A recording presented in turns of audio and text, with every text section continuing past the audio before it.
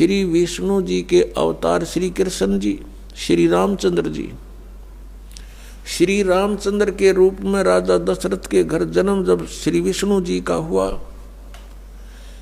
युवा हुए, युवा होते विवाह हुआ, विवाह होते ही वनवास हुआ, वनवास से सीता का हरण हुआ, यानी उसकी पत्नी का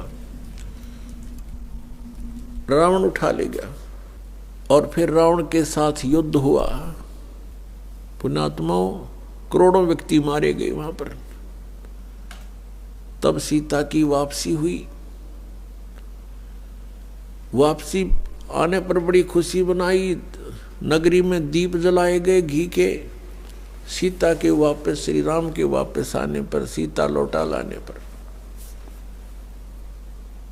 और कुछ दिनों के बाद सीता जी का निष्कासन कर दिया श्री रामचंद्र जी ने स्वयं ही। किस बात पर के एक धोबी ने व्यंग कस दिया, वो अपनी पत्नी को धमका रहा था रात्रि के समय। वो किसी उस आपस में कहा सुनी होने से उस धोबी की पत्नी घर से बाहर चली गई थी कहीं अपने रिश्तेदारी में। फिर वो वापस लेकर आया तो उसको धमका रहा था कि मैं तुझे घर नहीं रखूंगा, तू 3 दिन कहाँ रही, मैं दशरथ के पुत्र जैसा नहीं हूं जो वहां पर 12 वर्ष तक रावण के पास रही, उसको फिर घर ले आया। उधर से श्री रामचंद्र जी राजा थे अयोध्या के। पहले राजा लोग अपनी प्रजा के दुख सुखों को स्वयं ही जाना करते थे, रात्रि के अंदर वेश बदल कर घूमा करते थे। ये बात जब देखा कि किस घर में क्या आवाज आ रही है, वहां खड़ा होकर सुना, तब उसने सुनने को मिला कि मैं उस राजा दशरथ के पुत्र रामचंद्र जैसा नहीं हूं जो रावण के पास उसकी पत्नी रही और उसको घर में रखे हुए है, तो सुबह निकल जाना यहां से। इस बात को सुनकर ही श्री रामचंद्र जी ने सीता जी को निष्कासित कर दिया, निकाल दिया घर से, कि नगरी के लोग मेरे ऊपर व्यंग कस रहे हैं और मैं ये बात नहीं सुन सकता। पुण्यात्माओं, जब सीता जी को रामचंद्र जी लाने लगे, रावण का वध करके लंका का राज्य विभीषण को देकर, तब श्री रामचंद्र जी ने कहा था कि मैं तेरी परीक्षा लूंगा और यदि परीक्षा में सफल होगी तो मैं ले चलूंगा, नहीं तो नहीं ले चलूंगा। मैं तुझे अग्नि में जलाऊंगा, यदि तू अग्नि में जल गई तो समझूं तेरी कि तू कलंकित थी, तू रावण को समर्पित हो चुकी थी, और यदि अग्नि में तू नहीं जली तो मैं निष्कलंक जानूंगा, तब तुझे ले चलूंगा। ऐसा ही किया गया। सीता को अग्नि में बैठा दिया और हजारों की संख्या में दर्शक थे। सीता जी नहीं जली और सब ने कहा कि भगवान निष्कलंक है, माई निष्कलंक है, और इतनी कठोर परीक्षा लेकर के वापस अपने घर लाया था। और फिर एक व्यक्ति के कहने से श्री रामचंद्र जी ने उसको निकाल दिया, अपनी पत्नी को। तो कहाँ गई वो उसका अपना जजमेंट? तो ऐसे ये राजा के योग्य भी नहीं थे ये लोग, और हम इनको भगवान मान रहे थे। एक गर्भवती औरत को अपनी को घर से बाहर निकाल देता है, कहीं मरो कहीं जाओ, कोई बात थी? या फिर परीक्षा लेने की क्या जरूरत थी? और क्यों इतनी दुनिया मरवाई, फिर छोड़ देता रहे, रावण के पास ही रहती हो।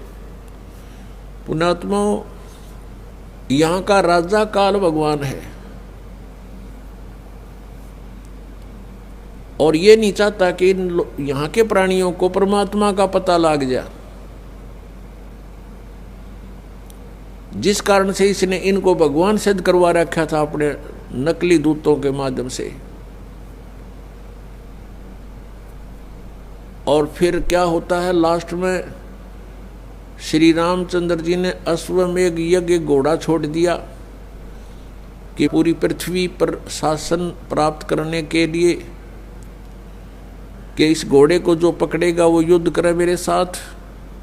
वो घोड़ा उन्हीं के पुत्रों ने, जो सीता जी ने बाहर जाके जन्म दिया था ऋषि वाल्मीकि की कुटिया में, एक पुत्र गर्भ में था, दूसरा फिर वाल्मीकि जी की मिसअंडरस्टैंडिंग के कारण एक घास से यानी कुसा से, या घास होती है डाब, इससे एक लड़का बनाया था।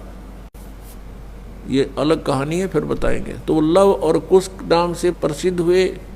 लव तो सीता के गर्भ से जन्म हुआ था और कुश को वाल्मीकि जी ने अपनी भक्ति शक्ति से उसको बनाया था। लव और कुश युवा थे, उन्होंने वो श्री रामचंद्र जी का घोड़ा पकड़ लिया।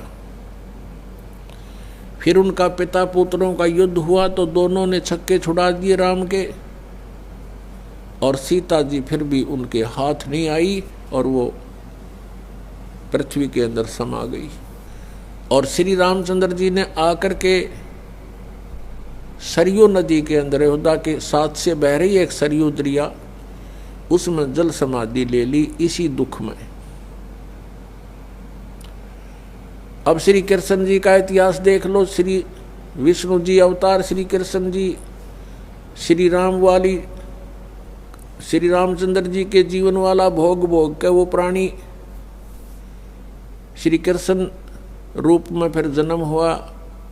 सारा जीवन दुखी रहा श्री कृष्ण, सारा जीवन जेल में जन्म हुआ, माता पिता कैद में, कभी मामा शत्रु हो गया, कभी पूतना मारने जा रही है, कभी केसी, कभी चाणोर शत्रु हो गया, कभी जरासेंग लड़ने को आ रहा है, कभी शिशुपाल से युद्ध हो रहा है, कवासुनी हो रही है, और कभी फिर काल्यवन आ रहा है। इस दुख में श्री कृष्ण जी ने मथुरा का त्याग कर दिया और ऐसे स्थान पर रहने लगे जहां कोई ना पहुंच सके। समझदार व्यक्ति यही सोचते हैं, राड से बाढ़ अच्छी होती है, झगड़े से बचाव अच्छा होता है। श्री कृष्ण जी उन सबको भी मार सकते थे, क्योंकि वो त्रिलोक के में एक विभागीय मंत्री है, एक विशेष शक्ति होती है प्राणी में, वो उनके अंदर शक्ति थी। लेकिन यही सोचा था कि किस किस ने मारूं, या तो सबकी बुद्धि भ्रष्ट। तो श्री कृष्ण जी ने द्वारका बनाई। समुद्र के बीच में एक टापू था जिसका केवल एक गेट था, द्वारिका, एक द्वार की नगरी।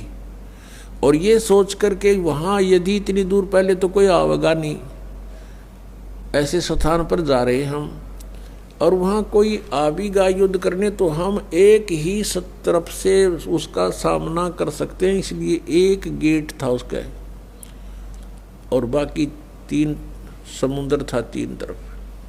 तो वहाँ श्री कृष्ण जी चले गए, अपना अधिकतर सारा ही जीवन वहाँ व्यतीत किया।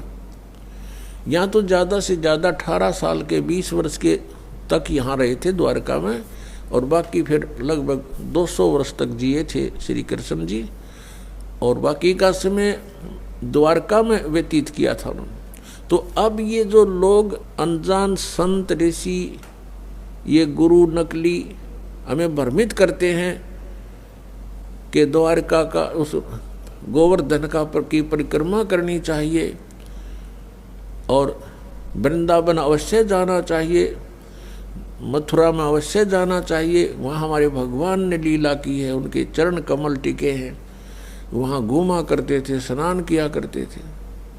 अरे श्री कृष्ण जी यहाँ 20 वर्ष रहे थे मथुरा में, बाकी 180 साल तो वहाँ रहे हैं द्वारका में, और वहाँ का नामो निशान मिट गया उस द्वारका को। इसलिए वहाँ खत्म की द्वारका, समुद्र में डूब गई श्री कृष्ण जी की मृत्यु के बाद, और यादों का विनाश हो गया था, आपस में लड़के मर गए थे, और जो बाकी शेष औरतें बची थी उनको अर्जुन ले आया था, सब खाली हो गई थी द्वारका। उसके बाद वो समुद्र ने डबो दी थी, अंदर चली गई। कारण यही था कि भगवान ने सोचा कि यहाँ आएंगे फिर ये धक्के खान द्वारका में इतनी दूर, इसलिए उसका नामो निशान मिटवा दिया था। अगर आज द्वारका होती तो ये नकली कहते द्वारका में भगवान रहे थे, वहाँ जाया करो, वहाँ बहुत पुण्य होता है। उस द्वारका में तो सत्यानाश होया था, सारे यादव कटका मर गए थे वहाँ पर। आज भी जाते हैं वहाँ बहुत से श्रद्धालु। तो कहने का भाव यह है कि जब तक आत्मज्ञान बिना नर भटके, इस तत्व ज्ञान बिना नर भटके, कदे मथुरा कदे काशी। फिर श्री कृष्ण जी का फिर कैसे अंत हुआ? श्री कृष्ण जी के सामने पूरा यादव कुल आपस में लड़का मर गया, पोते पड़पोते रिश्तेदार सब आपस में कटका मर गए। और वो सारा सांग देख के, वो सारा अनर्थ देख कर जब श्री कृष्ण जी की मृत्यु हुई, एक परिवार के सामने एक आधे की मृत्यु हो जाती है, उसका कलेजा फट जाता है, रो रो के पागल हो जाता है इंसान। तो पुण्यात्माओं, आज तक हमें सत्यनारायण कथा नहीं मिली थी, और ये सत्य कथा है। सत्यनारायण का अर्थ है सच्चा भगवान, और सच्चे भगवान की सच्ची कहानी, सच्ची कथाएं। तो प्रसंग चल रहा है कि परमात्मा ने बताया कि तुम जब तक जन्म और मृत्यु के अंदर हो, सुख नहीं हो सकता, शांति नहीं हो सकती।